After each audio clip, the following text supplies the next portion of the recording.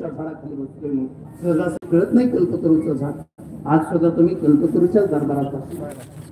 किती जणांना विश्वास आहे ज्याचा त्याचा प्रश्न, किती जणांना पटलंय ज्याचा त्याचा प्रश्न. पण माझं स्वतःच स्पष्ट मत आहे गड्या, बाळूमामाचा दरबार हे सुद्धा कल्पतरूच्या झाडासारखाच आहे. ह्या दरबारात एका हाताने द्याल तर 10 हाताने परत मिळत असते. ह्या दरबारात एका हाताने मदत केली तर 10 हातांची परत मिळत असती. ह्या दरबारात दिलेला धान्याचा एक कण सुद्धा तो बाळू धनगर वाया जाऊन देत नाही.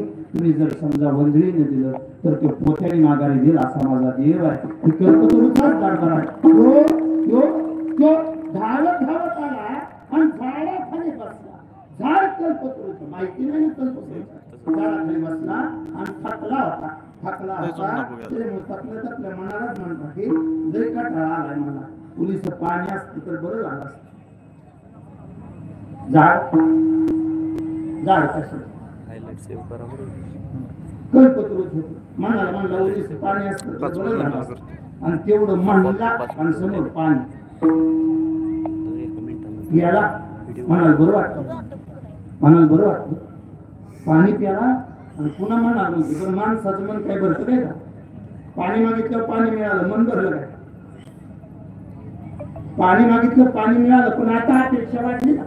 पाणी मिळालं अपेक्षा वाढली, पुन्हा कसल्या मनाला म्हणते पाण्याची सोय झाली. हा बरोबर पोलीस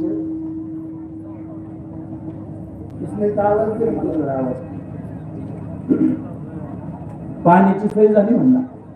पोलीस पोटाला असत म्हणजे बरोबर. पण झाडच कल्पतरूच होत होते. एका क्षणात समोर ताट वाढून आला आणि ताट वाढून आल्यावर जेवलं. पण जेवल्यावर मन चिंती ते वैरीने चिंती. जेवल्यावर गप्प बसाय पाहिजे होतं. आपल्या मनालाच म्हणते का पाणी मागितलं पाणी आलं, आण मागितलं आण आलं.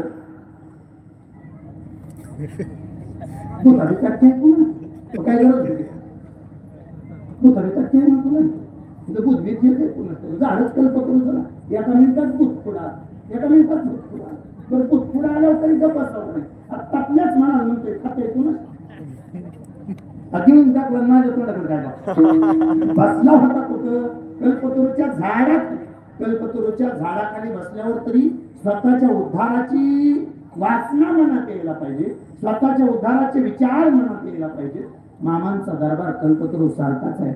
थेट ज्ञानोबारायांचं वर्णन असं आहे, कल्पतरू तळवटी जो कोणी बैसला काय वाण मला सांगा वाण म्हणजे त्याला कोणत्या गोष्टीची कमतरता आहे. एकदा का तुम्ही मामाच्या दरबारात येऊन बसला, एकदा का तुम्ही बाळू धनगराच्या दरबारात येऊन बसला, तुम्हाला कोणत्या गोष्टीची वाण पडणार नाही, तुम्हाला कोणत्या गोष्टीची कमतरता पडणार नाही. ज्ञानोबाराय तुम्ही हे राणीचा दृष्टांत देताय खराय, खराय तुम्ही कल्पतरूचा दृष्टांत देताय खराय. पण आम्हाला हे सांगा, ज्या क्षणाला श्री गुरूंची कृपा तुमच्यावर झाली तुम्हाला नेमका फायदा काय झाला. तेव्हा ज्ञानोबारायांनी फायदा सांगितला.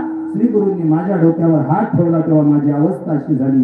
ज्ञानदेव म्हणे तरलो तरलो आता उद्धारिलो गुरु रूपे मी.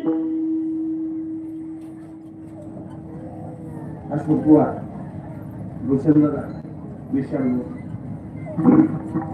ज्ञानदेव ऐका ऐका ऐका तुम्ही सगळे ऐका. तुम्ही माझ्यापेक्षा वयानं ज्ञानानं अधिकारानं ज्येष्ठ मंडळी. तुमच्या पुढे विचारतो. ज्ञानदेव म्हणे तरलो आता उद्धारिलो गुरु कृपे. असं लिहिलं असतं तर जमलं नसतं.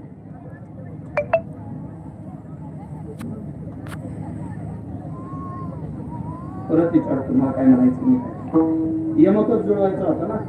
आणि प्रत्येक अभंगामध्ये यमक जुळलेला असतो. एक शब्द सोडून आत जुळलेला असतो. जसं की पहिल्यापासून बघा श्री गुरु सारिखा आस्थापा ठिराखा इथला खाय ना उत्तरांचा कुठेतरी पण का काय येणार. इतरांचा लेखा खाला खाजूला त्याला यमक म्हणायचं. राजियाची कांता काय भीत मागे इथं गे शब्द आला ना उत्तरार्धात एकदा गे येणारच. मनाची या जोगे गेला गे जुळला की मग त्याला म्हणायचं यमक.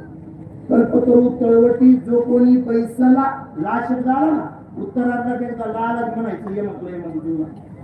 कल्पतरू तळवटी जो कोणी बैसला काय वाण त्याला सांगा जुळली लाला. इथं ज्ञानदेव म्हणे तरलो. इथं लो आला ना पुढे एकदा